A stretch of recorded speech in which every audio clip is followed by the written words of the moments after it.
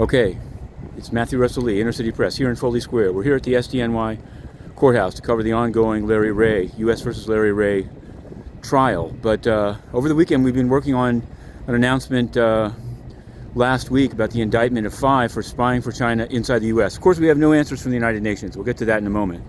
But Shujian Wang, one of the indictees, was on the board of the foundation started by lawyer Jim Lee, killed in Flushing only 2 days before the indictment. Now, it's been said there's no connection between the two.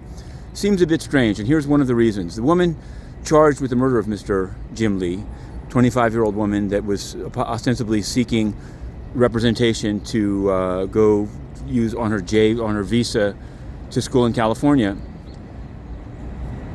planted a Chinese flag on the chair before stabbing Jim Lee to death. Now, if she was so pro-Chinese, why would she go to a Tiananmen Square activist lawyer and be so mad that she wouldn't represent him that she would kill him? Just a question. We're writing a story on this, and you can find it in all formats, sometimes under the hashtag the Eastern Front. Now, the Larry Ray trial was highly troubling, and we'll be live tweeting it as soon as we get inside. Also this morning, highly troubling, the ongoing slaughter, abuse, and chasing out of the country of the Rohingya by governments of Myanmar, not just the current military government, but even under Aung San Suu Kyi, they continued it.